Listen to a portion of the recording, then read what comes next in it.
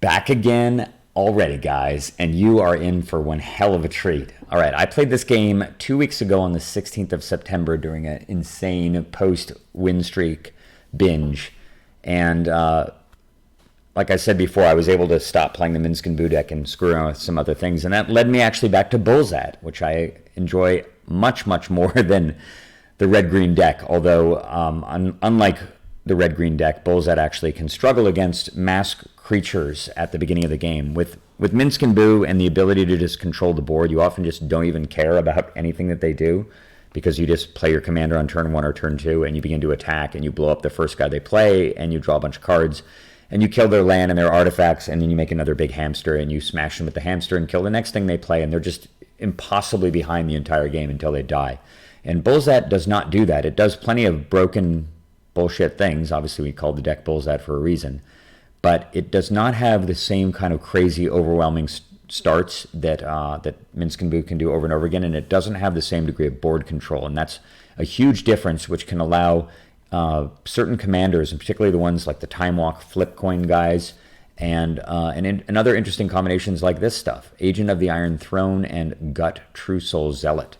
I had actually played this guy Solanimov, or whatever his name is, Solanum, earlier in the day, and annihilated him 3 straight games using Minsc and Boo. It was not even close. He was basically scooping on turn 2 or turn 3 every game with having no chance. But later on in the day, after I'd had my win streak broken, I switched over to playing this deck, and we played again, and we had this game. Buckle up, guys. This game is insane. And the best thing about it, too, is that the replay didn't work for a while. The replay was broken, but I came back and revisited it, and lo and behold, it seems to work perfectly. This is one of the coolest games that I have played in ages.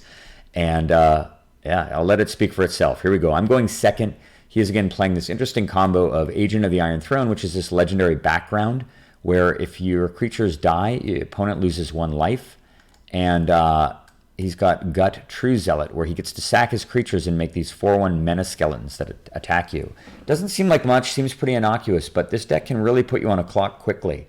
The damage from the Menace Skeletons adds up extremely quickly, and if he has sack outlets, he can get them flowing and attacking relatively early in the game, usually as early as turn 2 or turn 3. And you can be taking huge chunks of damage by about turn 4 or turn 5. And if you're not able to shore up the board and board wipe, you die. And even if you do, if you get too low, Agent of the Iron Throne will wind up dealing a ton of extra damage to you. 8, 10, 12, 14 damage too, which can be enough to seal the game. And I've got the 1 ring in my opening hand too, which will probably be quite dubious to run against this red-green aggressive deck. I do have a hand that's more than good enough to keep, though. I have 2 land, Bloodstained Mire, of course, to get bad lands, Mind Twist, Duress, some early disruption. I can take away his fast mana if he has something besides Crypt and Soul Ring. I've got Port to slow him down, Mount Doom, maybe as some like weird outside plan later on in the game. But enough mana to probably ramp up realistically to 1 ring by turn 3 or turn 4. And get in the driver's seat, play the Opal, play Tevesh that, shore up the board, and win the game. So that's my plan. We will see how it goes. What does Solon do turn 1? Badlands, Soul Ring. I mean, it's basically his nut draw right there. And this is, a lot of people hate Soul Ring in the format, but I think Soul Ring is really important because Soul Ring is kind of one of those great equalizer cards. It's really, really good in every deck, and it allows decks in the probably 5 to 7 power range like this one to suddenly appear and manifest as a power level 9 to 10 deck, because you can just do everything 2 turns before your opponent can if they can't get rid of the Soul Ring. So I love actually having the card in the format, even though it does lead to some blowout games when 2 really, really good decks play each other and one person has Soul Ring and the other person does not. But good decks should be set up pretty well to deal with the range of those early mana artifacts anyway. And it does give the less powerful decks an opportunity to hang with the really strong S-tier designs. All right, so here we go. I'm going to just have to, I guess, duress him on turn 1. So I draw Westvale Abbey, which is really interesting. This is a card that Nate and I threw into the deck pretty recently. I don't remember if one of the guys in our play group suggested. It's very possible that my friend, either Eric or Michael, suggested Westvale Abbey. And I read it, and I kind of thought, you know what? I've kind of been wanting to put another land in the deck anyway to go up to 30. And I know that this doesn't make black or red mana, but we have tons of black and red mana in the deck already. And the potential of this deck to actually turn a bunch of Thralls into a flying lifelink indestructible haste creature to gain 9 life a turn seems kind of tempting, particularly given how many ways there are in this deck to damage yourself. I mean, outside of the 1 ring, obviously, Tons of card draw that involves taking damage. Necropotence ad nauseum. There's quite a few other effects in the deck that are basically just pay life to draw cards. And you do often find yourself in this situation where between Ancient Tomb and all the sack lands and everything, that you kind of deal like 15 to 20 damage to yourself. And you can wind up in situations where you've got control of the game, but you could potentially lose because of just taking incidental damage from your own cards. And Westvale Abbey kind of gives you, in the mid to late game, a way to suddenly get huge life swings, and maybe worth running just because it doesn't really cost you that much to run it. I mean, it's really this or a somewhat midland spell or just another black-red producer, which we already have tons of. All right, I'm going to play Bloodstained Mire. You can see the current version of Bullszat. I don't think that there's anything... We move cards around in here all the time. Like, for example, Fire Covenant has come in and out. Most of the deck is pretty much the same. Oh, yeah, this is another card that Nate discovered, I think, or one of the other guys recommended. Fable of the Mirror Breaker is incredibly powerful. And, oh, yeah, we have this cool combo in here, which is the combination of Layla, Blade Reforged, and Tainted Pact, which is kind of our own version of the stupid Thoracle combo, where you can just play Lelia and then cast Tainted Pact and exile a whole bunch of cards and just one-shot them for lethal off the haste effect, which is insane. You can do the same thing with Necropotence as well by exiling a bunch of cards with Necro. They are put into exile first before you get to pick them up later. So you play Necro and you play Lelia, the Blade Reforged, and you pay 20 life. Or it's actually kind of like a weird version of Hatred to an extent. But you pay a bunch of life and one-shot them with Layla the Blade Reforged, which is kind of hilarious. But I'm just going to be getting Badlands here and Duressing. And he's got nothing in his hand except Dockside Extortionist, Karizev, and Dragon Skull Summit. This is such a good draw for his deck. He has the ability to play his commander super early. He's got his sack outlet running already. It's kind of exactly what he wants, and I whiffed on my Duress. Very painful. If I'd gone first, how different is this game? I go land, Duress your Soul Ring, and I'm just off to the races. Instead, it's going to be a war. Karizev, Skyship Raider, comes down, and he's got, oh, he even has another 2-drop that he got, another sack outlet, the Reassembling Skeleton. I always pronounce this thing as resembling skeleton. All right, a lot of damage coming my way real quick, and I'm not going to have a lot of time. So I have the option to, I guess, Mind Twist for 1, and I thought about doing that just to take the Dockside Extortionist out of his hand, but I didn't really see an overriding reason to do it, and I figured maybe I'll just play the Rishadan Port instead, tap down a land. It might shut down the range of what he can do to me or draw. But in retrospect, probably was correct to just Mind Twist instead. He just drew Path of Ancestry. But unfortunately, because he has the Soul Ring, he's able to run out his commander right now and begin the damage clock. So he sacks off the little 2/1 token. It's a bit of an interesting choice, actually. I think if I were him, I might have left the token in play, and I would have sacked the Resembling Skeleton instead to deal a little bit more damage, since a 2/1 is more powerful than a 1/1. But I guess he wanted to just make use of the temporary creature and turn it into a 4/1 permanent menace creature. So it dies at the end of the turn. I'm already under like a ton of pressure. You can just see 4, 5, 6, 7, 8, 9, 10, 11, like another skeleton coming out next turn to hit me for another 4. Like, it's a 3-turn clock. It's really vicious, actually.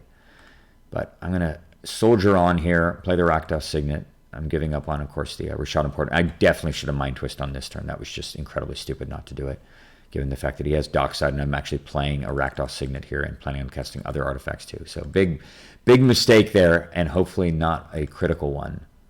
He's got Agent of the Iron Throne. So now I'm taking not only extra damage here, but if I do draw a Board Sweeper and I'm miles away from drawing into one, short of somehow miraculously using Mount Doom in 3 turns or whatever, I'm going to die to damage. He's got so much stuff in play. I'm already down to 33. I can't even chump block the skeletons. There's no reason to block this shit with Rogue Ra. So unfortunately, I just have to take a huge hit here and drop all the way down to 19. All right. Ugh, there's so much damage coming at me next turn. 3 of these skeletons, 1 ring, totally out of the question now. Like, what the hell do I even do here?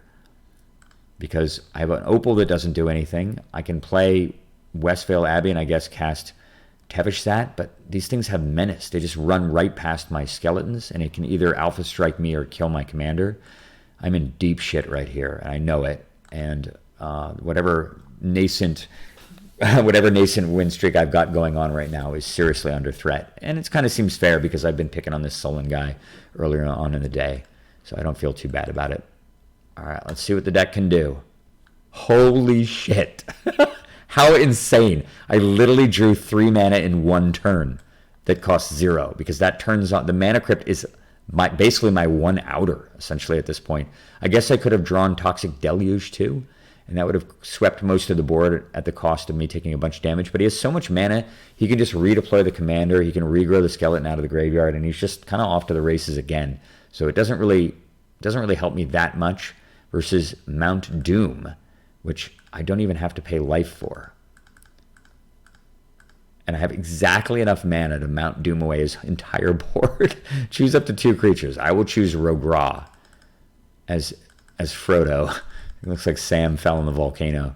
But Frodo's out there. He's just chilling. Oh, man. Okay, so I was able to sweep away literally 1 creature and the skeleton, which he can get back. So that was use Mount Doom to not die, to take 5 damage, and to kill off Karizev. But he is down to 1 card, and it is that pesky Dockside Extortionist that I really, really wish I had destroyed before. And he's tapping 4 mana. It's a really interesting choice why he just holds the Extortionist in his hand, because he could have played the Extortionist and then just used one of the treasures to also cast his guy. But he has a Blood Crypt here, so I guess he doesn't even need them. So this is, when I was actually trying to run through the replay, this is where it would the replay would crash. He'd pay 2 mana, but the skeleton wouldn't come into play. And then from that point on, it was broken. I'm so glad this replay works because we've done one totally improbable thing. Top deck Mana Crypt, which allowed me to use Mount Doom, plus the Mox Opal to wipe his board the turn before he was going to drop me so low in life I was surely going to die. And I've got enough life to work with here, but I got to get around this Mana Crypt here before the pressure starts to build again. Come on, deck. And I get Deluge. God, how amazing. All right, but that may come later. For the time being, I got to just get old Tevish Zad online. And I'm going to make some throws, even though I'd love to sack Rogra to draw 3. My plan right here is Westvale Abbey. Fucking bring me home, Westvale Abbey. Let's do it. All right, now I can finally Mind Twist away the pesky Dockside Extortionist that he just didn't cast last turn. But I'm down to 14, and the damage is going to come real fast, and I cannot afford to chump block because I need the Abbey. All right, what's going on here? Loyal Apprentice. It's got haste. Ay, ay, ay. All right. He gets a flyer. He can sack the skeleton. Gets the 4/1 menace guy. I can't block with anything, and I take another point of damage. So I go to 13, and I take 4, 5, 6, 7, 8, 9. Ow. My God. All right, and he throws the skeleton back into play during the attack step just to flex on me. I have to take the full hit. I'm at 4 with Mana Crypt in play. Oh, God. And crazy match. Oh, and by the way, his Agent of the Iron Throne in play, so I can't kill these because I'm at 4. Oh, and I lose the flip going to 1. Insane. And then I top deck City of Traders also. So insane. This is so critical too, because this allows me to Deluge as well as use Westvale Abbey. So first things first, play the City of Traders. It's exactly enough mana. And I transform. I got 5 guys to sack exactly. And I've got this 9/7 lifelink thing. And I gave some thought to not attacking, but I realized that I would just die if I did that because 2 of these guys would get through. I can kill this. I kill this creature, and I take, let's see, 9, 10, 11. Yeah, it's insane. 11, 12 damage plus the thing going away. So I would 100% die. So I literally needed to draw City of Traders there also so that I had enough mana to Deluge. How utterly insane. All right, so hit him for 9. I'm back to 10. And now I can Deluge away the board. Unfortunately, there are 5 creatures in play, so I still take 5 from Agent of the Iron Throne. I'm at 3 with Mana Crypt in play. Oh, Jesus Christ. Do you believe? He casts Jury, Master of the Review. Just very, very cool card. When it dies, deal its damage to any power. This thing is so good in his deck. He gets to scry 1, and he reassembles his skeleton. But I'm at 3. All right, come on, deck. Flip the coin. Heads. Yes! Fuck yeah. All right. Grim Monolith. For starters. I'm going to play old Ragavan again, or Rogra, and sack Rogra to draw 3, and I get 3 total blanks. Land, land, land. Utterly painful. But get to attack for 9. Bam, he's down to 0 cards in hand. I'm at 12. And I'm going to get rid of the land. I lose my City of Traders, which is fine. And honestly, it makes sense to just cast the 1 ring here. I can play the 1 ring. It just prevents me from taking any damage this turn, of course. And so it immediately pays for itself in terms of life lost. And I can tap down a land even too. Can you believe it? I was at 1 this game and I just cast the 1 ring. He plays Death Baron. He's going to attack for 3. He's still going for my life total, which is correct, rather than taking out Teverstat. I draw a card at the end of the turn, take 1. See if the Crypt hits me. Oh, I get the Vampiric Tutor. I win the flip. I'm trying to play as tight as humanly possible here. So I'm going to tutor.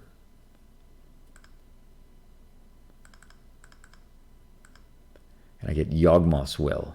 It's a bit of an interesting choice. I think I just did this in order to clear the board again with Deluge. So I attack for 9. And I cast the old Will. That allows me to play, I think, City of Traders from the graveyard. Or no, I guess I play Wasteland. Play my Opal again. That's right. I had, off Mount Doom, I had the Mox Opal also to sack to Mount Doom. That's right, because you need a legendary artifact. So I had that in my hand to go with Mount Doom when I drew the Mana Crypt. Utterly insane. What a contrived, ridiculous game. So I'm going to deluge away all the creatures. I go down to 16, and I'm going to cast Vampiric Tutor again. So the question is, what do you do here? He's at 0 cards in hand. There's lots of different things to choose from. And I guess I probably could have just gotten Death Cloud would have been the safest card, 100% safest card, but because it would mean that even if he was somehow able to deal with the indestructible thing via an Edict effect, the Death Cloud would just blow him completely out of the game. He'd have no lands in play except for Sol Ring, or no mana except for Sol Ring, and that should probably be enough to win the game with just Teverstat. But I decided to go the more direct route, and I believe I put sort of Feast and Famine on top of the deck. Yeah, and I think this is as far as we're going to go. Yeah, he's just tapping some mana here. He plays Imperial Recruiter, and he casts Krenko. So strange. Yeah, I don't know if this is actually what happened. I think it is what happened, but either way, I think he played Krenko. It went back to my turn. I top decked the, not top decked, but I drew the Sword of Feast and Famine, which got Ormendal, Profane Prince, exactly to 11, attacking for lethal, taking the game improbably down to 1 at one point, down to 3 with Mana Crypt in play, having to top deck Mana Crypt with the Opal in hand to use Mount Doom, exactly enough mana to not die, and then drawing City of Traders, which allowed me to go and transform Westvale Abbey and also Deluge in the same turn to save myself by going down to 3. And it all worked out, and I won this game and kept the streak going, guys. What an insane game. One for the ages, one of the best games of Magic I've played in years, honestly. And I'm so glad that the replay turned out to work, so you all got to enjoy it. Hope you all loved that game. I've got more in the pipeline, and wow, still kind of feeling chills from that victory. These are the experiences you live for when you play Magic the Gathering, and there's nothing else like it in all of gaming. Hope to see you guys soon. Take care.